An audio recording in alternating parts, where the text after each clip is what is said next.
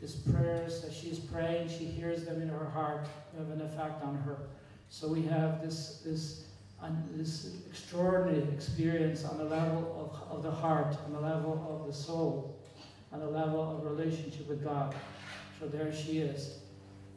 So what's going on there? Well, she receives a couple small experiences which are crucial. One of them, when she's taking perpetual vows, she sees something which she considers the future sufferings, and she faints. Okay, so something, again, the Lord showed her.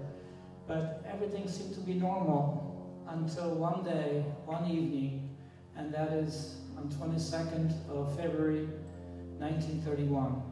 And that's when all the troubles began for her. Jesus appears to her on the first Sunday of Lent. For the Eastern Church is the Feast of the Holy Icons.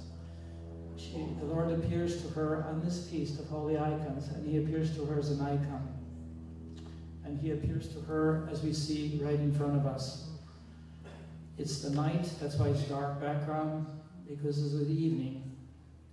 And what she sees here, and she looks at Jesus in silence, and He says, paint an image according to the pattern you see. Biblical expressions. This is how Moses heard from God. You do something in the pattern that you see. And this is what she saw. Jesus, the way He looks like, from His heart to rays flowing, hand in the form of a blessing. He looks like a priest. He has an alb and a cincture. There's wounds are still there. And His view and His look is as though from the cross, looking slightly downward. The Lord promises extraordinary things through this image.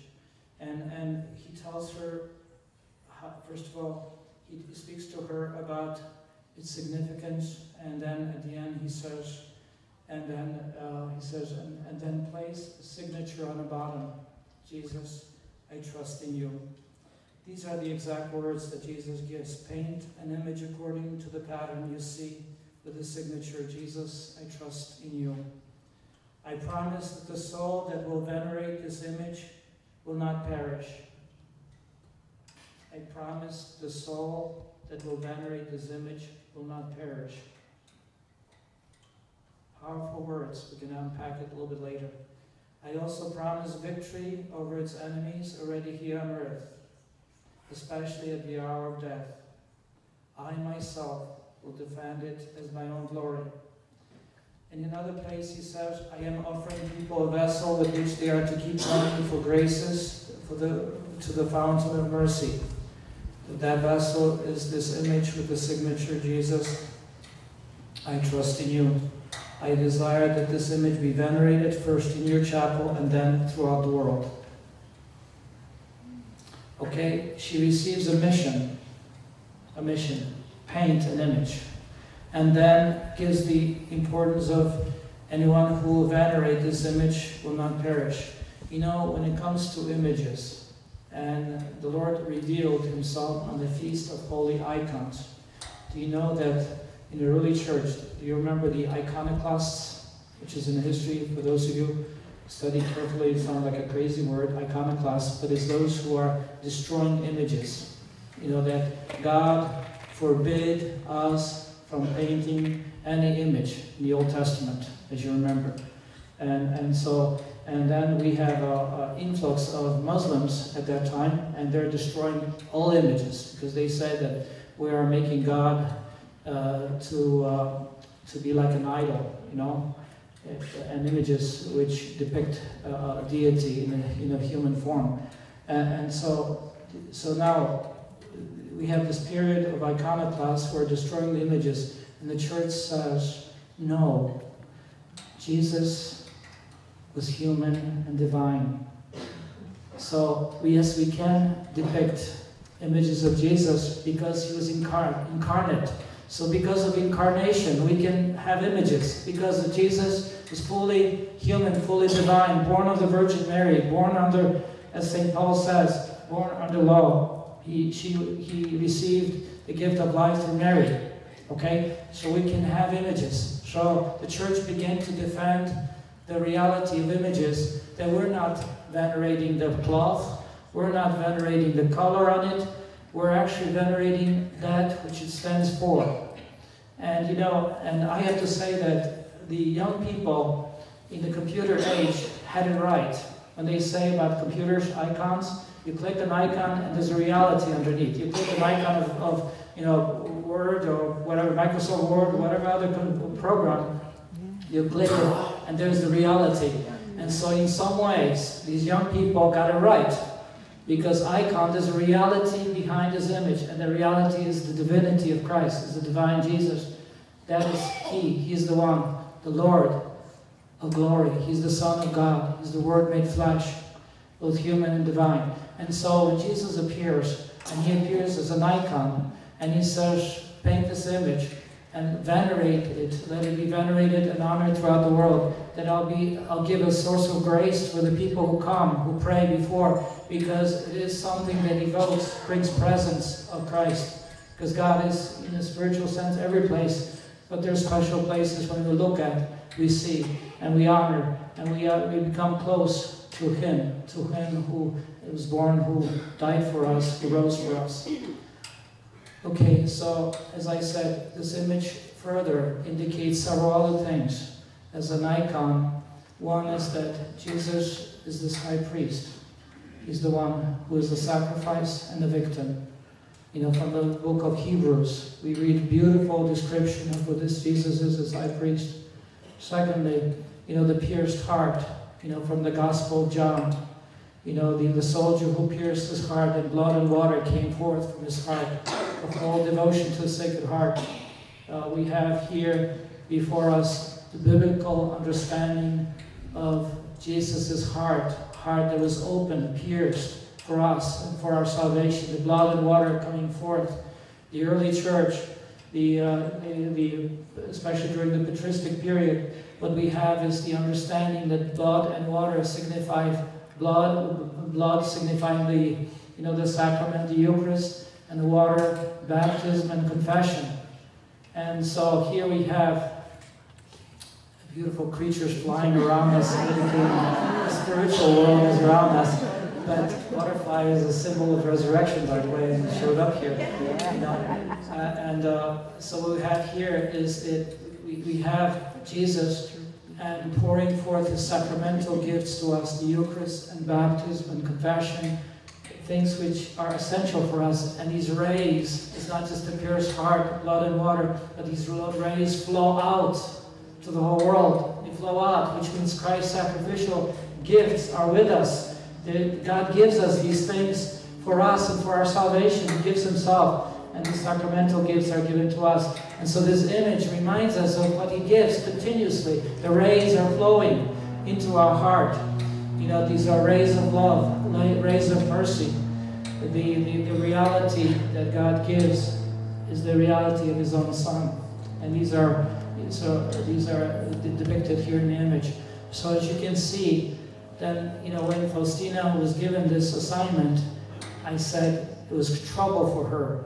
Because on one hand, she sees Jesus, but on the other hand, she's not a painter. So the first thing she does is she talks to her Mother Superior, says, you know, Jesus asked me to do this. And, you know, this Mother Superior says, don't tell anybody because you're crazy, you know. I think I paraphrased her. But, so she wants to paint, and nothing comes out. So the Mother Superior says, why don't you buy yourself some canvas and paint and just do it? Of course, she was not given the grace to be a painter. And so she asked a couple other people, but Mother Superior says, don't spread around too much, you know, because it's a strange thing here. At any rate, what happens next?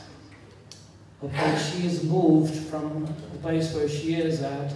She's moved to Vilnius, which is right now the capital city of Lithuania, and her convent is there. And And one of the confessors who comes to the convent is Father Michael Soboczko. That's the guy there on the right side. He is the one. He is an unusual character. He is a brilliant scholar, a professor at university. He's a builder. He's a chaplain for the military, chaplain for teachers. He's a Renaissance person. He's a master of so many other trades. And so before he even celebrates Mass, he goes into construction sites at 4 a.m., 5 a.m., gives instructions on building, then celebrates Mass, and then he does all kinds of things. I mean, extraordinary man. Very, very unusual man. And God gave this person to her as a guide. So the first thing that he does, you possibly already know, and she goes to confession, and she opens her heart to him, and says the Lord appeared to her, and gave her these instructions, and so on. And the first thing he does, he says, "Could I speak to your Mother Superior?" And there he says, "Well, we've got to have her checked out psychologically." First contemporary saint to another saint, we've got to check you out, see whether all your marbles are there. So she goes to a psychiatrist, and she gets her she's examined, and the psychiatrist is a woman. Doctor says there's nothing wrong with her. As a matter of fact, her feet are planted more firmly than the majority of ladies. She says she's got common sense. There's nothing psychologically wrong with her. Well, when the Father Soboczko, Michael, hears that she's fine, then he begins an activity in faith. He wants to fulfill that mission that Christ has called her to do. So he gets a painter. He commissions an artist, and she keeps coming, and she keeps coming, and she keeps coming, and she doesn't like the face, especially of Jesus. The rest was fine, but the face, she says, there's no way. Jesus, you just don't look the way I saw you. So the artist, after 10th try, gets very offended, and he says, maybe you don't want me. Maybe I can't do it. At any rate, so she finally asked the Lord, what am I supposed to do? You don't look the way you are. You're so beautiful. I hear this image doesn't really, depict you that well. And Jesus says, it's enough. It's not in a brush and stroke, artistic strokes, in the graces that I will give to the people who venerate this image. And guess what? We found out that this image, it's a perfect replication in terms of sizes of the Shroud of Turin, even though it's slightly smaller. But it's got the same face, same nose, same eyes, same hands, same everything. Kind of unusual, isn't it? After the 10th try, where he was upset with her, but actually the perfection was achieved to kind of bring it and somehow bring it together with the image of the shroud, Jesus. Okay, I spent a little more time on the image because of its importance. There's so many graces which are attached to the image. I have to tell you that I have heard so many stories, extraordinary stories of blessings that people have received. I might have heard it, you might have heard me speak once, but there was Archbishop Ganaka of Nigeria, in the city of Job, Nigeria. And he spoke to me. We're walking, visiting Washington, D.C., and we're showing him places, and he began to tell me a story. He says, I got a call from Chief of Police from the city. He says there was an incident, and this Chief of Police says, I think you need to hear this as an Archbishop. He says, there was a lady who worked for United Nations, and she was under heavy pressure to do something. I'm not exactly too sure what it was. But nonetheless, she was threatened with her life if she were not to do it. And so sure enough, one night, something unusual happened, and 2 jeeps pulled up with heavy machine gun, and as she walked into the house, they began to riddle the house, just shut throughout the house from 2 angles, trying to mow her down inside. She dropped to the floor.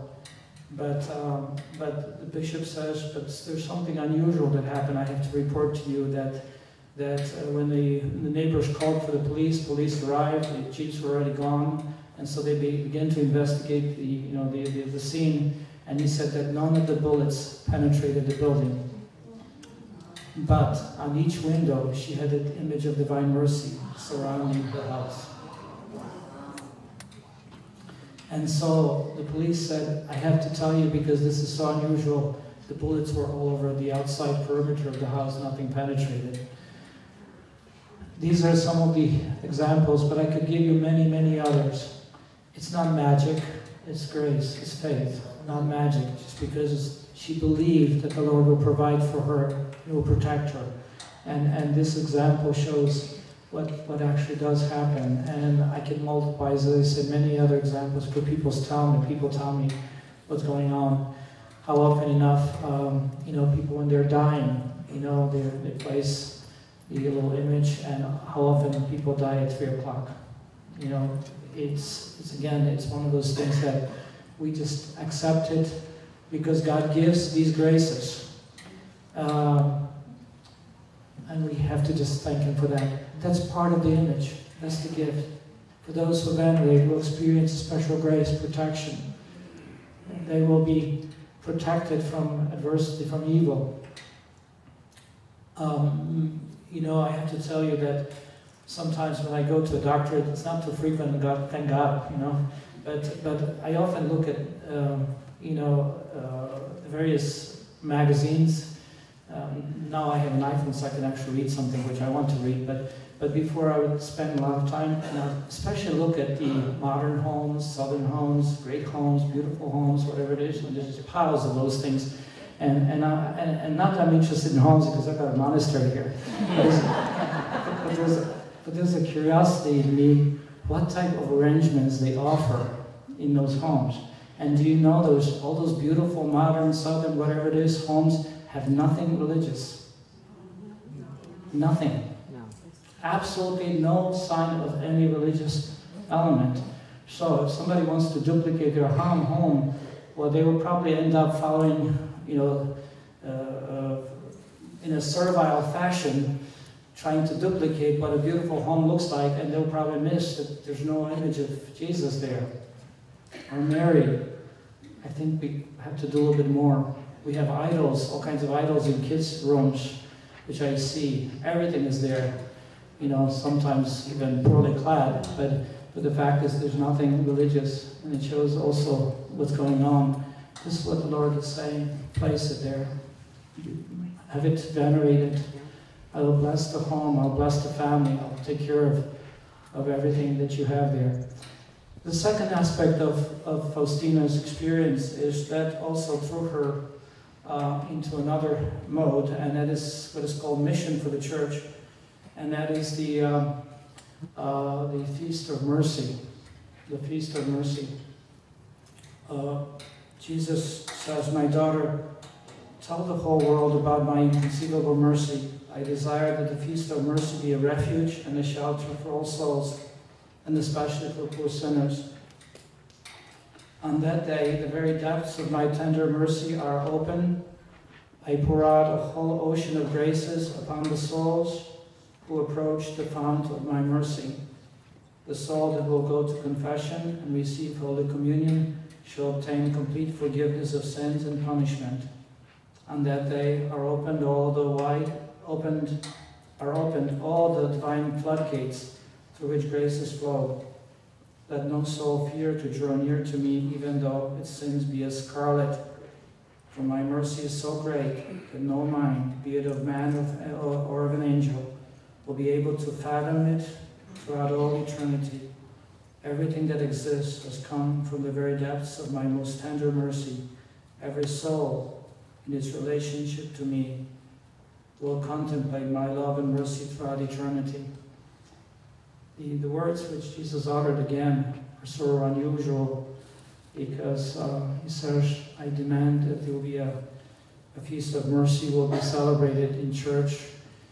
It has emerged from the very depths of my tenderness, and I desire that it will be solemnly celebrated on the first Sunday after Easter.